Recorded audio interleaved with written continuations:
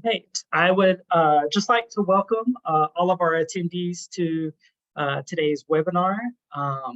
We're going to get started here in just a little bit, but we're going to allow some of our participants to go ahead and get logged in and give them a little bit of time to make sure that they're good to go for today's session. So appreciate all of our folks who are here so far.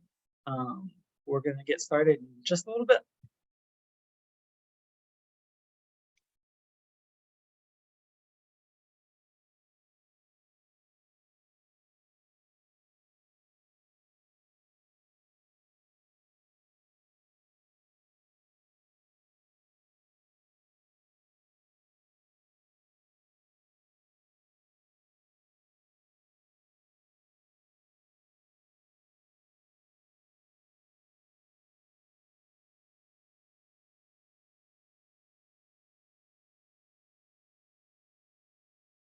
All right.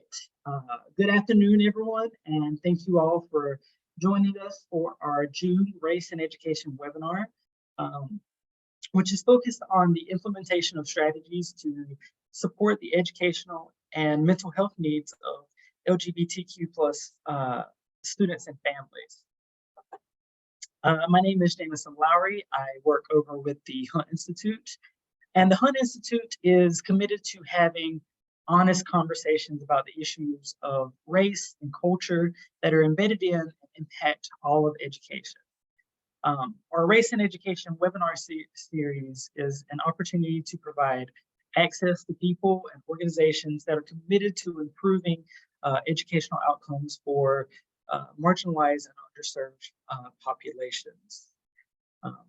Our organization works with various policymakers to look across the educational spectrum to best figure out how to meet the needs of our educational workforce and identify stress points and problems that need solving from a legislative kind of standpoint. And so today's session, we're going to be focused in on LGBTQIA plus identifying students because we've seen that a lot of, over the years, these students have faced a multitude of challenges within educational settings. Students and families have fought hard to address the need for inclusive language and reading material in schools that are safe and nonviolent for people from these communities.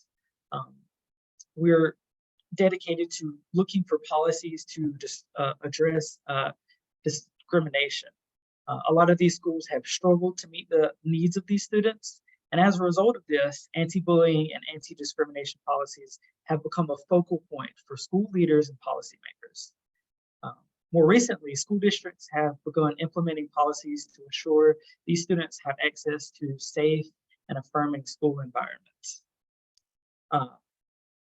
And in the midst of the quest for finding these affirming learning environments, LGBTQ plus students have endured increased distress, warranting a need for additional mental health support services within schools themselves. And so we're excited to be joined by our panelists who will speak about how their role has provided them with the skills and relationships to serve this community and what role policymakers can play in kind of addressing some of these issues that these students are facing. So again, I'd like to thank our panelists for being here today.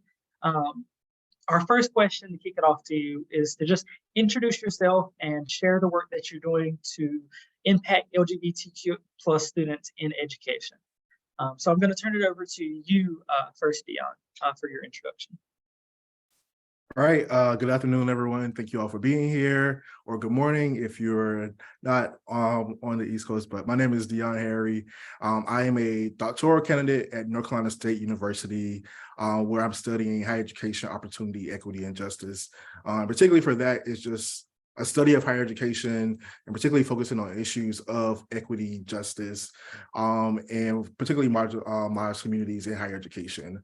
I have a past of working in higher education since 2015, and over the course of that time, I've been able to work with students in multiple capacities, but there's always been like an additional way that I wanted to support particularly queer and trans students that I've come to interact with, maybe outside of my work, and that kind of just got me to really focusing on research that really focuses on gender and sexuality, and particularly the intersection of race. And so that's the crux of my research is that educators, students, and their experiences with as people who are within the LGBTQ plus community. And particularly my dissertation right now is focusing on Black, queer, and trans college students in their understanding of well-being and their experiences with well-being, and experiences and manifestations of joy as college students. And so that's pretty much a broad overview of who I am and the work and how I come into this space. Awesome. Thank you for that, Dion. Clark, I'll turn it over to you. Thank you. Hi, everyone. My name is Dr. Clark Osloos. Currently, I serve as a clinical assistant professor at the University of Denver. I also serve as a clinical counselor and a school counselor licensed in the state of Ohio. A lot of my work, both in school settings and now in my scholarship and in practice, is working with LGBTQ youth, particularly trans youth and their families. So I have experience working in the school setting as well as private practice, but I'm coming to this webinar today from that mental health and helper professional framework. So happy to be here. Thank you. Awesome.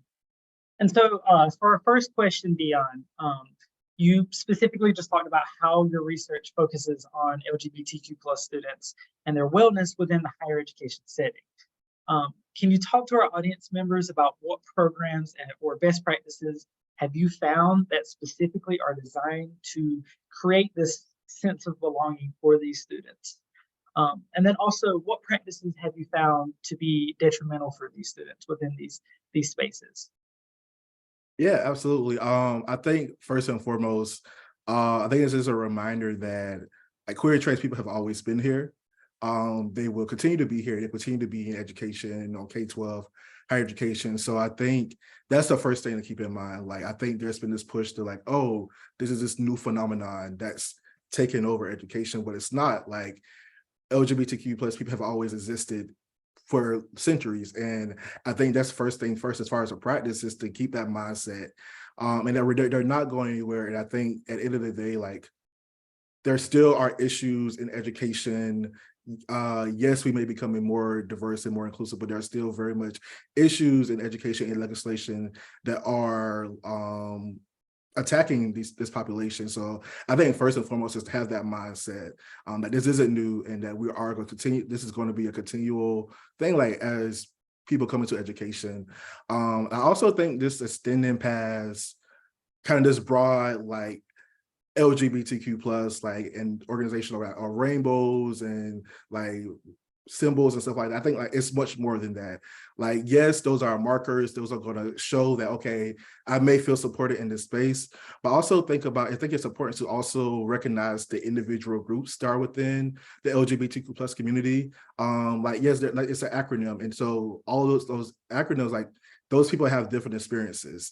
And I think as in general, we've done like a great job of lumping everybody together when we talk about this community, but I think it's also important to think about how these people and their identities are different and create unique experiences for each other. Whether it be lesbian, be trans, be queer, Asian, like there are a lot of different people within this huge umbrella, excuse me. I think we need to be focusing on like how can we also support the individual people as well, because again, the experiences are very different. From a more like practical standpoint, I think embedding LGBTQ plus voices, experiences, readings in the work that we do and practice that we do. So whether it be on the K-12 level or the higher level, making sure that people actually see the students actually see themselves in this work, that they see people who have been in history, who have contributed to history over time. I think it's very important for them to also see that and see that representation through the work that they're doing, whether they be exploring the history. It's Pride Month, like exploring, like tomorrow is the 53rd or 54th anniversary of the Stonewall Riot, like making sure that students actually can see like this is the history and this has actually contributed to my life, our world, and the advances that the world is making. Thinking about also how, again, breaking them out by different groups, thinking about queer and trans people of color and the unique experiences that they hold and have at the intersection of race, gender, and sexuality. Thinking about people who are in STEM. I know in higher education, there's been a big push for focus on students within the LGBTQ plus community who are in STEM. And so thinking about the ways that they are also supported. And also just making space and creating space and fostering space for these communities on our campuses and our institutions and our schools. I think a lot of the research that I've seen, a lot of the people that I talk to, they often talk about having to make these spaces for themselves. And I don't think it should be on those populations to constantly, especially as students, I don't think that labor should be constantly put on them to make their worlds better when they're not the ones that's creating this harsh world for them. And so I could keep going on, but that's kind of like a lot of the practices and stuff that I've seen. And things that I think are very important for actually creating a space where LGBTQ plus students are supported, are seen that they're valued, feel like they belong at their school or institution. And I think as far as detrimental, I think like having policies that are restrictive, having harsh disciplinary actions or rules, being at like on a higher ed level, having students be ostracized and harassed and institutions not doing anything about it. I think and also this having students have their life at danger and again not feeling protected and institutions not doing anything about it. So I think all of that really contributes to the detrimental effects and the detrimental experiences that could be added upon these students in our spaces. Absolutely. And one of the things that I really appreciated hearing you say is kind of that idea of treating students as individuals, right? You know, so often we kind of are looking at these overarching kind of societal issues and things like that as it relates to race or gender identity or things like that. But at the end of the day, these are students that we're working with. These are individuals. These are people who have intersecting identities, who have not just an identity maybe in this one place, but also in another place that might be minoritized. And how important it is to really address, you know, each of those different things that they may be kind of experiencing, those different levels of oppression. So I appreciated you kind of bringing that out with your response. I think that's something a lot of higher ed education professionals could appreciate doing with their students. And my next question, Dr. Aslus, for you is how do we prepare schools to support the mental health needs of LGBTQ students? What structures or policies are needed to not only support students, but also their families as well? Yeah, I appreciate that question. Thank you. And I think that my answer is not terribly different than Dion's response related to what this looks like in higher ed and how some of that can be translated to some of the, elementary schools, for example, or middle school. And so some of this could be repeated, but I think it's notable as well. So I think some of the first things I think about are kind of the overall, and again, I realize this is in the context of the societal and political challenges that we're experiencing, right? And so this is, yes, we have these things that are going on, we have these laws that are sometimes being passed, and yet how do we operate in this space? And so, some things that we find are, what is the school climate like for our queer and trans students, and many with intersecting identities? How do staff and educators and counselors and administrators model that it's a safe and inclusive environment for queer and trans students? So that could be as small as respecting someone's pronouns, using someone's pronouns. Dion mentioned this, but we have things like safe or brave space stickers. We have rainbow flags to indicate kind of our acceptance and affirmation of queer and trans students. And so I agree with you, Dion, in the sense that we need to be working a little bit harder and deeper as far as what are we doing to really protect trans and queer students. However, I would say that these are starting places for some school systems as well, right? So thinking kind of anecdotally about a student I recently worked with that shared the feeling of relief and safety that they felt after noticing that their counselor had, an LGBTQ flag in their office. So these small steps can also be important in an important way for students. That being said, also we see there is importance in having a community. So we know that schools have historically called them gay-straight alliances.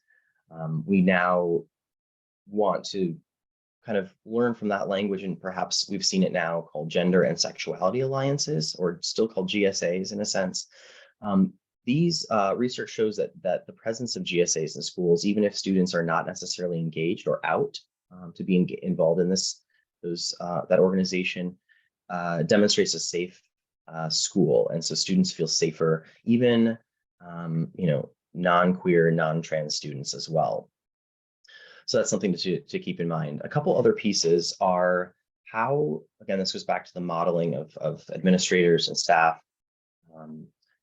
What does it look like as far as how discrimination, microaggressions, things like that are responded to within the school? So that goes to policy. So what is written in policy for trans and queer students, with clear language surrounding gender, particularly. Sometimes we see that left out of school policy, but also in the way that you take action against that discrimination. So what is being done as a kind of learning growth edge, punitive piece perhaps, but what is being done that models to others in the community and school that this is something that we take seriously. And then I will echo too, I think Dion did a great job in explaining kind of the importance of visibility of queer and trans folks. So and issues and history, right? And so we've been here, we're always going to be here. So seeing, and of course, this is directly in opposition to several bills, we seeing, curriculum and seeing books that involve queer and trans folks in schools. Are we honoring or celebrating days of awareness, days of history, important days for queer and trans communities? Are we bringing in people from communities with marginalized identities, of queer, trans, and intersecting identities to speak as members of the community, so that we have that lived experience to better inform us? Those are a couple things that I think about. There's more specific kind of pragmatic interventions and policies. I'm thinking about our trans and gender diverse students could benefit from something called a gender support plan. And this is something that stakeholders and others that are working with trans students can use to help honor their privacy, confidentiality, and also navigate, who needs to know what and how does this impact their experience in the school setting. So those are a couple of things that come to mind as well. And lastly, I will say that knowledge of appropriate and affirming community referrals and services. So having that connection with school and community so that we're able to refer our queer and trans students to perhaps the higher levels of care, perhaps different types of interventions they might need within the community. And I really appreciated you kind of adding that last piece there, because for so often, for a lot of our educators, they are having to wear lots of different hats. They are having to kind of take on and shoulder lots of different responsibilities besides just being an educator. They're social workers, they're counselors, they're parents sometimes, and having the training and access to resources so that they know where they can direct their students and make sure that they're connected with somebody who can actually provide them that support to help them with mental health services is so very important. And I appreciate you kind of bringing that out with your response just now. And before we continue on with our additional questions, I would encourage our audience members to submit any questions they would like for our Q&A part of the webinar a little bit later on. I see a couple of folks have already, so I definitely appreciate that. But my next question goes to you, Dion. We've seen how some states have recently taken differing measures by introducing legislation that prohibits students and educators from identifying as LGBTQ+. Based on your knowledge, how do you think this legislation is going to impact students within the higher education space? So within the higher education space, I think I feel like that leads to just more harm in general. So think about someone who like, especially coming into college, coming into young adulthood, coming to college thinking I'm going to be able to fully lean into who I am and my identities in these spaces as an adult. As I grow into an adult, I'm away from college in most cases, so I think away from home in most cases. So I think to have those aspirations and to be told, no, you can't identify in these spaces, you can't identify as this, and if you do, these are the implications that could come with that. I think that could just have some internal harm there as well, and like feeling like I can't really show up as my true self in these spaces, or I really can't show up in a way that I know I'm going to be protected, or I'm going to feel safe on my campus, in my classroom. I'm not going to be criticized or humiliated by my peers, my professors, and so forth. So I think all of that is like an implication. And then take it to the next level, thinking about academic performance. Like, what does this mean for students who don't feel like they can actively be themselves, or feel like they don't belong, they often feel like they're isolated? How's that going to impact their academic performance? We're seeing a lot of research that's showing how that's impacting their academic performance, both on the K-12 and higher ed level. And then ultimately, and kind of just thinking back to the overall goal of this conversation is mental health. Again, having to constantly battle that internal like harm of like, when do I feel safe? Do I feel harm? And then, like, can I actively express myself authentically if I choose to do so? If I can't, if I want to, what are the repercussions that are going to come from that? I think that's something to also think about. And if I do decide to do that, like, and I don't like, well, excuse me, if I don't, what's going to happen with that? How am I going to feel internally? But if I do, what are going to be the external repercussions? And then part two of that, I think there's going to be more resistance because you do have those students, there are advocates, there are those that are active in the community that are very expressive about wanting change. And particularly for college, like if I'm going to pay all this money to be at college and you're going to tell me I can't do ABC, you're going to restrict who I am, like I'm going to fight back. And so I think as more and more, and we're seeing like as more and more generations of students become more open and more expressive and more authentic, live more authentically out in the open, if they choose to do so, they're met with this resistance, they're going to be resistant on their side too. And so I think those are going to be implications, like definitely the harmful implications. And then students just being tired, and students just like, no, like this, you're not going to restrict me from living my life, in a sense, and I'm going to fight back, I'm going to push back, or I'm going to leave. And that's another thing, is I'm going to leave. And what is that going to have on enrollment numbers and so forth, or how this college or institution is known or being painted as. Absolutely. You can't do your best in school, or you can't do your best in college if you're not bringing your full self to the table. And you know, kind of hearing that piece about seeing how students' performance is going to drop because of some of these restrictive policies definitely has an outcome for academics within these higher education spaces that just can't be ignored, simply. Dr. Aslus, my next question for you is, what education/resources are needed for school and district leaders to support LGBTQ+ students and families?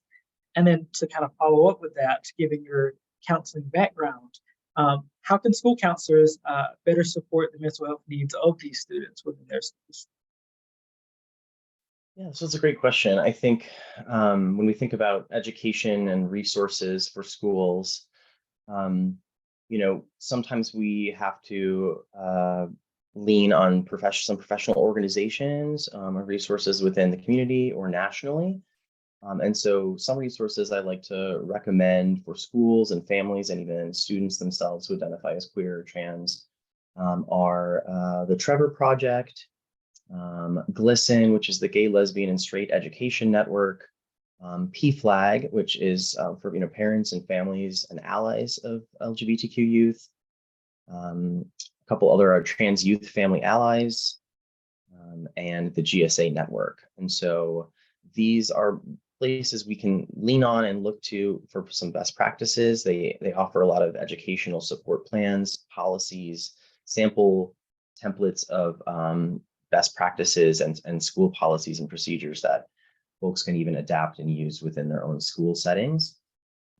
And I would advocate for anyone on this call today, and for others as well, think about even if you're not a school counselor or administrator in a role where you feel like you do have perhaps more privilege than others or power, think about how you might yourself utilize some of these resources and perhaps be an advocate for others and perhaps educate or provide psychoeducation for your other teachers or whatever role you play. So it doesn't have to be just the people at the top, right? I think that's something to kind of to point out. When we think about school counselors or other helping professionals or other counselors, because we do know there are school-based mental health professionals, social workers, excuse me, coaches, things like that within schools. A lot of the times we think about what are the first things that we can do to help folks become more competent in working with queer and trans youth. And I do want to preface as well that we're using the term, we're kind of in flux with our terminology, and terminology is often changing. And so this presentation, we're using the terms queer and trans. Queer is a term that has been reclaimed by the community and therefore is often used in discourse.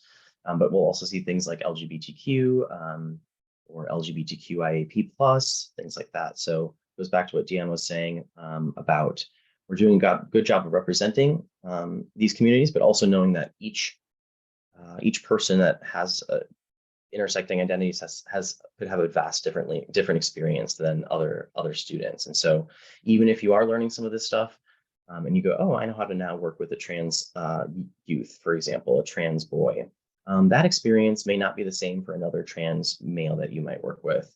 And so that's also important to keep in mind.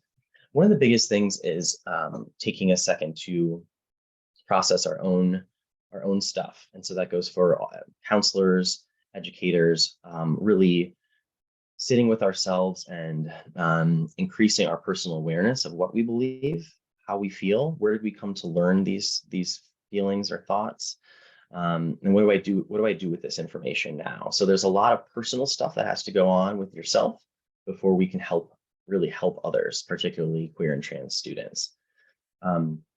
I think research shows that, unfortunately, a lot of school counselors and other helping professionals have to do their own research and seek out professional development opportunities, because these are not things that are actually sometimes taught to the full extent in graduate courses, in courses to train counselors.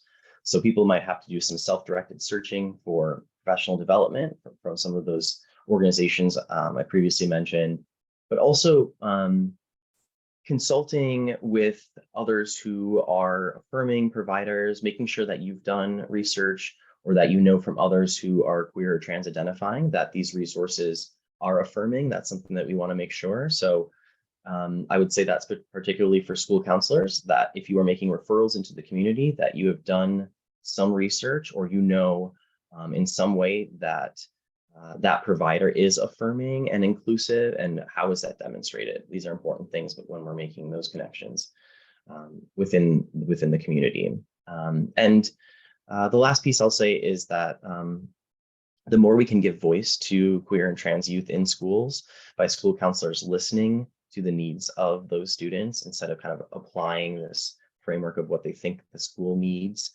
is also really important. And so we see that in research. We are now moving in a way where we want to have more stakeholders in research who are actually members of the community as part of research, so we can give back to those communities. In the same sense, I would be curious, and of course, respectful of confidentiality in those pieces, but of involving or in some way getting feedback from or assessing the needs of queer and trans youth themselves. Absolutely. I think one common theme I've heard from both your responses is around community and how important the community and making sure that the people who these policies are involving are brought to the table, are involved with the conversation, are able to kind of uplift their voices and let them talk about how they're being looked at. That takes representation within these education spaces to have people that reflect these populations. Clark, I would like to touch again on another point we have made about. Oh, Jameson, sorry, I have to interrupt you. I'm not hearing you very well. Your sound went out, so can't really hear the question. Yes, I was just saying another point you had made earlier about not being able to detangle yourself from this work and how important that is. So often we do have to take that step back and look at our own identities and how we're either complicit or not even aware of the ways that our identities kind of impact these issues. So I definitely appreciated you kind of bringing that into the conversation as well. Sorry about that, folks. But our next question, before we turn it over to maybe a Q&A from our audience, is a question for the both of you. Well, as we start to think about the needs of LGBTQ plus students, we also know that advocacy is important, allies aligning with the needs and supports to ensure the safety of students.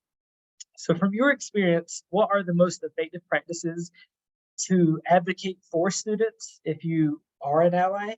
And what role should educators or even policymakers play in developing environments that are safe? So Clark, we'll start with you first. Yeah, I think that actually my previous answer almost kind of can help answer this question as well, related to best practices for advocacy, which is I would highly recommend that we work on behalf of, with, and for students. And so this piece of advocacy sometimes can seem kind of ethereal, like what does advocacy really mean? Are we always calling our state legislator? And that's what advocacy means. And so what are some ways that we can think about advocacy on the micro, meso levels, on these smaller levels of working with trans or queer youth? Because that's ultimately a lot of times where helping professionals, educators will be working with students. And so I say that to frame it in, I think advocacy can look very different, but also we can be empowered to know that we might be advocating in very small ways. And whether that's, like I said before, honoring pronouns, advocating for appropriate kind of software where we can include folks' names in school records that are not perhaps their names assigned at birth. So there's small pieces there that we can kind of contribute to this larger piece of advocacy and really making shifts. And the more I think about it, I think of it also in this system sense of, I'm thinking about an individual school. Well, that school's culture is also related to the other schools within the district, and what is that district's culture, and how, what does that look like? There's a connection there. And so I think that sometimes we need to think about advocacy too in this systems way, where we might have to deconstruct what's going on with the whole system so that we have an inclusive, protective, and safe environment for students. Yeah, I want to echo a lot, actually, like what Clark said about like on a smaller level, because again, like think about policymakers, and that's one form of advocacy, but like as an educator, how can your role be useful in that space? I think I'm also thinking about the ways that how can educators advocate on behalf of the students in departmental meetings, as we discuss campus policies or school policies, school curriculum, campus curriculum, individual majors curriculum. How can educators who sit at the middle of that leverage their spaces, their platforms to advocate on behalf and try to insert that curriculum? Like I think a lot of it has been placed on students, but I think, again, like I said earlier, it shouldn't be students' role to fix the issues that they didn't create. So I think, especially for those who have that power, who have that privilege as an educator in that space, whether you see it as a lot or not as a lot, I think that could be integral in creating, being like an additional voice to kind of bridge that gap between the students and those who actually have the power, the administrators, the district office officials, and so forth. I do want to say, I don't want to say put your job at risk, because I do know like every district, every county, every state has different policies in this current state, which makes things very different from people from state to state. But I think just being mindful of that and not putting yourself at risk in that way, but also being, how can I navigate within these rules, these policies? What are the gaps here, and how can I insert myself in the needs of my students? Because at the end of the day, like, so we talked about it earlier, Teachers, educators, they're not just educators, they're not just teachers. They hold a lot of hats, they wear a lot of hats. And for them also, they're looking to support the holistic student. Not just you're in my class, you get an A, B, you C, or whatever. No, I'm also like being more intentional, be like, I want to support you holistically. And talking to students and asking like, what do you need? What are you looking for? How can we as an educator, someone who's in this gap, and in this space, how can I use my role to help make change or help push or evoke change in this educational space or this learning environment? 100%. Think that is so very important, bringing this into the conversation. And one thing I don't think we've kind of touched on just a little bit with our conversation so far is this idea about intersecting identities, not just that of sexual orientation, but also of gender, of race, of religion. And so to kind of bring that into the conversation, question for the both of you, what impact, if any, does race have on identity development and support needed for LGBTQ plus students? And how can schools or colleges and universities equip themselves with the tools to provide adequate support with this particular realm for students? I'll turn it over to you first, Dion. Yeah, I think race plays a huge role once you start to really think about the unique experiences that students are having. Like as we talk about anti-LGBTQ plus legislation, policies that are coming into impact. And in fact, I'm also thinking about the anti-CRT, anti-race conversation and policies. And I always think about the students that sit and have to, I can't learn about my racial identity, ethnic identity, in these spaces, but I also can't learn about my gender identity or my sexual orientation. So I think about those students that sit at that, like the margins of the margins, a lot of colleagues have called it, but like that sit at that unique intersection. I think like what are those experiences like? And I think that's personally what my research is coming in that how can we amplify those voices as well? Because there have been research, I see a lot in higher ed. I'm thinking about students that are attending PWIs and those LGBTQ plus spaces, pride spaces, where if you're a student of color, you identify a queer trans student of color, you may not always get that support. Like this is where I'm supposed to get support for my gender, for my sexuality, but there may be like very white dominant or very like racist undertones or this right in your face that's living in those spaces. Or if I'm going to my racially and ethnic like affirming spaces, but they're not really accepting of my gender and sexuality. So I think about that and that unique experience that's happening for them that sit at the intersection of those two experiences. And so I think in that regard, like going back to what I said earlier, I think as educators, as policymakers, as administrators, it's important for us to be mindful of this and create those spaces where one, these students feel supported, but also eradicate those issues.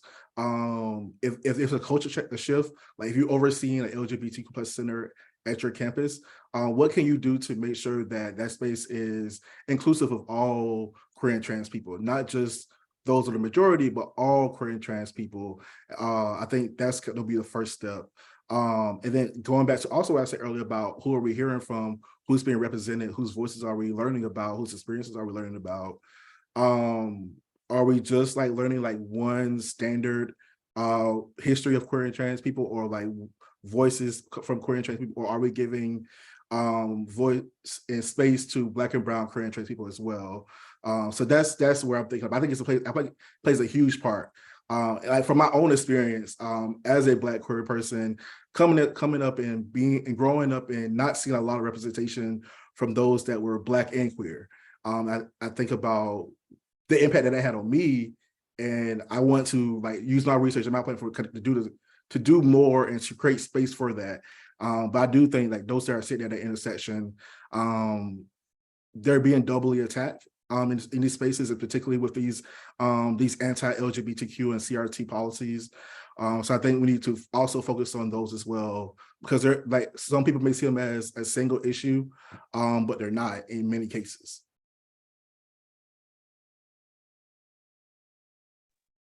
Yeah, I think really, Dion, what you're talking about too is like seeing seeing people holistically, but also not ignoring these individual pieces of a person. And so, you know, we know that people of color who are queer or trans have increased, you know, multiple minority stressors. And so we see that that leads to, you know, can lead to increased mental and physical health issues. And so, you know, I also think back to kind of connections and representation. And so I think about, you know, in school settings, and I work with a lot of students who are in different schools all over the United States. And so, you know, one of the things I think about is how can we, working in schools, make sure that we are providing voice to these students that have early intersecting identities, that they also have representation in some way. I've also seen folks use their resources to connect students with folks who might share similar identities. And so as mentors, as coaches, as folks to kind of look up to. So that's an important piece to think of as well. I also think we have to do a better job of, and this could be in higher ed as well as in other types of education, of when we talk about, you know, social justice and equity, or diversity, equity and inclusion, these terms that now we're seeing all the time. Is this just a line on the website, or what does it actually look like in practice? Like, what have you done or demonstrated that this is the framework in which you're acting? And so I've seen that with a lot of schools that it may seem that way, but what are they doing in practice?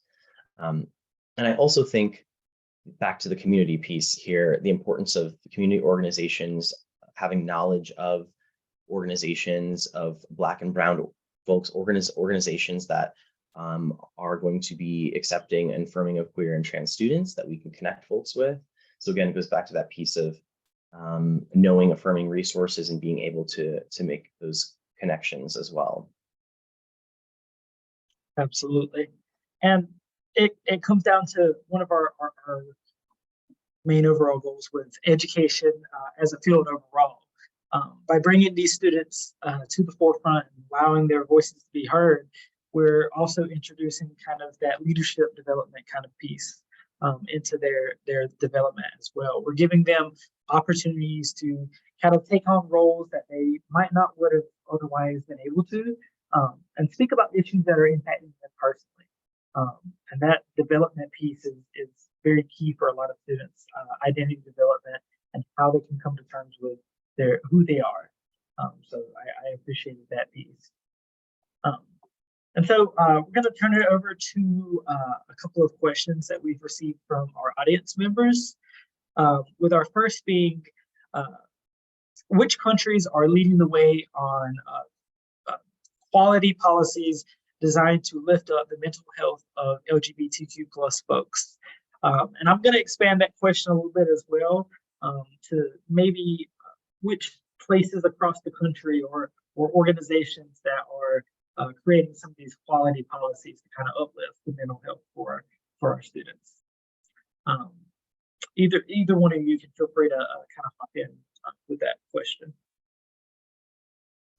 I think the first thing that I would say is, when we're talking about what countries, a lot of other countries besides ours, and so besides the United States, I would say that in a very kind of blunt way, that is really what we're looking at. I don't necessarily, but the other part of the question was maybe what areas of the U.S., Jameson, or yeah, if there's any like states or school districts that are especially doing a good job with this work. It's a great question. I'm not sure offhand if I have a specific school district or example that I can think of that's doing great work, but I know of organizations that have best practices that have been implemented in certain schools. I can definitely share those resources. I'm not sure if I have a specific school off the top of my head. Absolutely. Yeah, and to kind of pick on like where I'm from, the locations that I'm in, like Clark said, like people that are not in like the U.S., like countries that are not in the U.S., but also I think about a lot of the places like in the Bible Belt.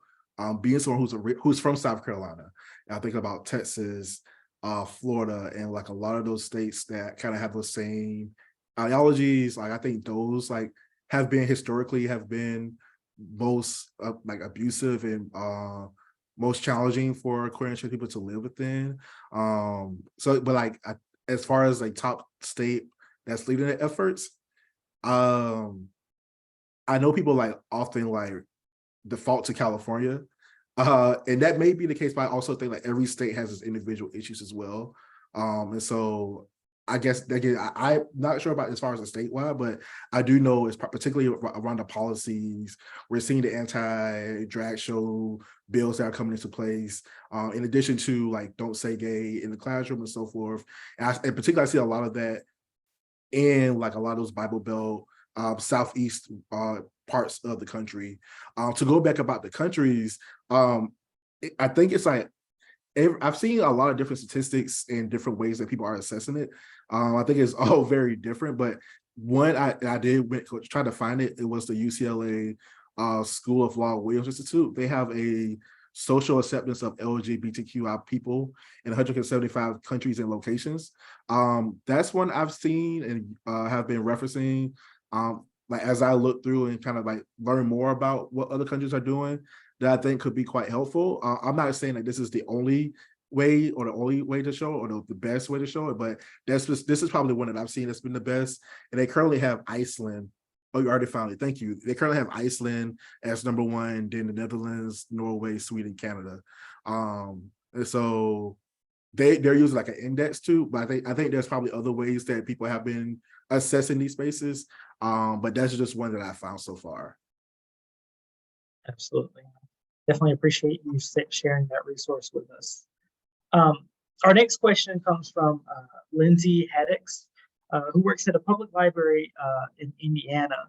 There's a law going into effect later this year that opens the door for challenges to LGBTQ plus materials, and librarians that recommend them can be fined or possibly imprisoned. So what do you all think as a public library they can do to support the school and students without putting someone in jeopardy legally? I'll turn it over to you first, Dion, with a response for that question. Yeah, so I would say that's a tough one just because I'm not as familiar with like public libraries and the kind of policies that go into that. But one of the first things that come to mind though is there a local LGBTQ plus center that you may be able to partner with that could be like someone to kind of share that space or share those resources? Like if you can't publicly share them in your spaces and being mindful, I think that's a big part of like a lot of the rules and the policies is until they're changed, we got to find a lot of ways to get around them and work within them. And so I think that was the first thing that came to mind. Like, is there a local center, a local chapter, a local organization that you do think would be open to creating like a library resource or resource center for these materials that could be also easily accessible by youth, students, adults, and so forth. Maybe there's a local campus, college campus that could also do the same. I know like college campus can be a little bit more lenient in some of these spaces. So maybe partnering with like if there is the library there, if they feel comfortable, or maybe the LGBTQ plus center, if they have one there. I don't think that's like a one, just because I'm not as knowledgeable about public libraries and particularly like the legal issues that could come with that. But those are two of the first things that come to mind, just bringing in the support and the assistance of other spaces.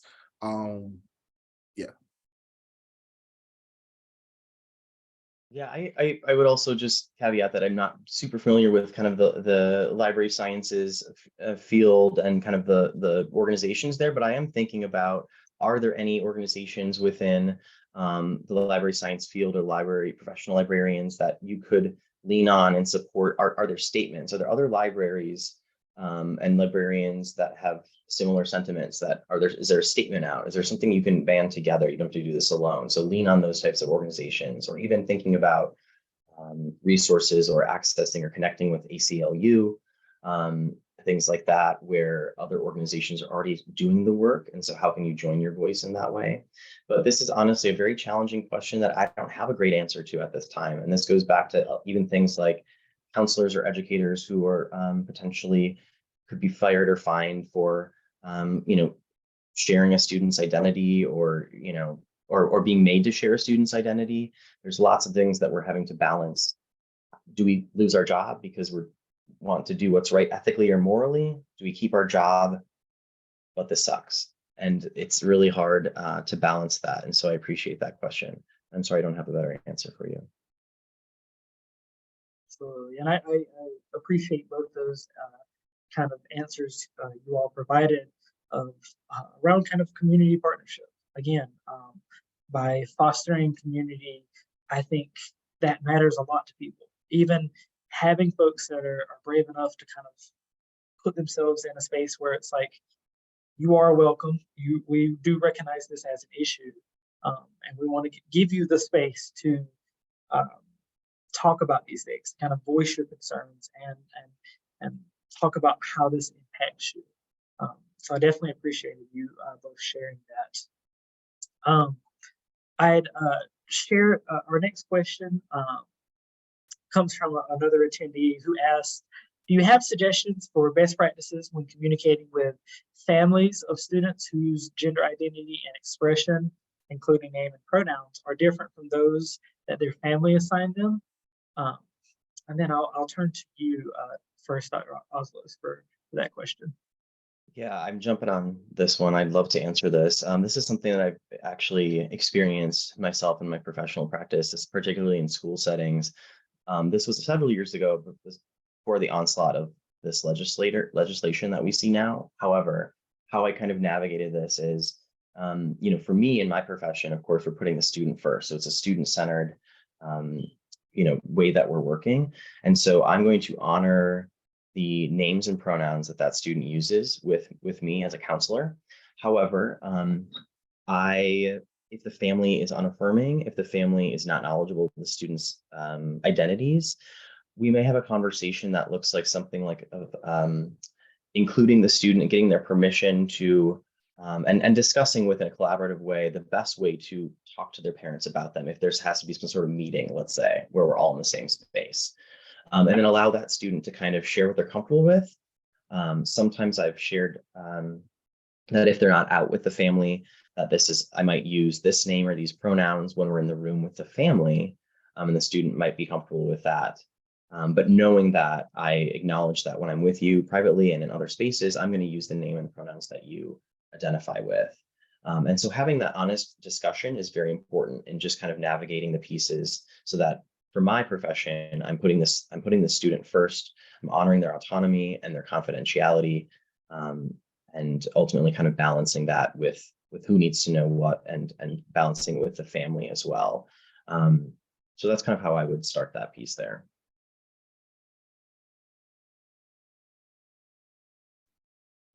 Dion, I'm not sure if you want to kind of follow up with that or. Now I'll leave it with Clark, especially as someone who has been in that space and been in that work, particularly on the higher ed level. We don't really have those issues because students are primarily 18, and so we can kind of get away around it a little bit. But I think Clark's answer was very great and very spot on. And I think one more thing I'll add to Jameson is that whatever your role is, you may have to provide some sort of education or advocacy for LGBTQ issues. So this might be a parent who is uninformed on what it means to be trans. What does that actually mean? Or they might be conflating sexuality with gender. So we might need to, even based on our role, provide some basic education surrounding what that means. And then perhaps potentially providing education or resources on if families are not affirming. Well, I guess I could reframe that in a way to say, there is a decrease in mental health and physiological health issues for students who have at least one supportive parent or guardian or family member in their life. So even providing, as boring as it sounds, statistics or research to parents or guardians, showing the importance of of affirming their child.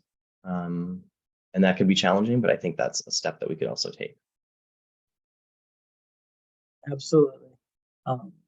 It provides kind of a more, I don't want to say scientific, but almost factual background to kind of support why this is important and why this really matters in the life of their child. So I appreciate you mentioning that as well. And so our last question before we draw to a close here is from Reese Nichols, who asked, would each of you please comment on how the Board of Education should handle the controversy around LGBTQ plus students seeking to participate in school sports activities in the gender they were not assigned at birth? So Dion, we'll start with you if you have any thoughts. I know you might be more so tied with higher education. Yeah. So one of the things that I've been like trying to pay attention to is, in addition to the conversations, one of the things I have noticed is that it's been like a bunch of speculation and not enough like evidence that shows, oh, those who are assigned male are going to have an advantage and vice versa. I've been trying to pay a very close attention to that. Aside from that, I really think that let students play sports in the gender that they identify with, and get away from that whole like binary. That's my personal, but I also think that there's not enough research that I have seen so far that shows that there is a athletic, I guess, advantage when it comes to that. I've seen like a lot of speculation or, oh, well, yeah, they're automatically going to be more advantaged. And that may be true for some students, but I also have watched sports enough in my life to see there are also people that identify as women can outclass people that identify as men in sports as well. And so I like when it comes to like those who are cisgender. So I think, in my personal opinion, I think like let students play the sports that they align with their gender. And yeah, that's kind of like where I sit at right now with it. And from here on out. I would definitely support what you said, Dion. I know from looking at the research, from what we see, there is not a lot of research that demonstrates that students who are, participating in sports that are assigned with their gender will have an extra advantage if they were assigned a different sex at birth. And so what we do see people using, unfortunately, is 0.1% of studies that might come out, and might be a very narrow range of this case study that does demonstrate that this one student who was trans had a benefit or succeeded over someone who was cisgender. So people are using these, holding them up and saying, see, when we look at things in totality at the whole, absolutely, we know that people have different physiology and physical attributes, whatever gender you are, among those groups of students in your own gender, whatever that looks like. So we don't have a lot of research that shows this is unfair. And so as far as lots of advantages over those who are perhaps cisgender. And so that's something to keep in mind as we see reports come out and we see things. Let's look at the sources and let's look at where are we finding this information before we just jump to that article on msnbc.com told me this. Absolutely. Being mindful of how we interpret data, how we interpret resources, I think is a skill a lot of folks should continue to grow and foster. But with that will actually bring our conversation to a close. So I would just like to say thank you to the both of you for participating in today's webinar and being here as resource experts for our audience members. Of course, this is a very important topic that we want to continue to kind of bring into the conversation and make sure that we're touching on as we continue working with policymakers and educators on how to support these students. Because like you all said, a very common theme that came up from our conversations, these people are individuals and these issues are going to impact them very differently and in very different ways. And at the end of the day, we need to be mindful of the people that we're working with, because we want to make sure they have the best academic outcomes and what outcomes for their well-being as well. So thank you so much for sharing your knowledge and your background with our audience members today. In terms of upcoming events, we continue to host a monthly webinar each month around issues of race and education and culture amongst our equity team, but we also host a number of other webinars around different topics as well, ranging from early childhood to the higher education space. So we'd encourage our audience members to definitely go and check those out.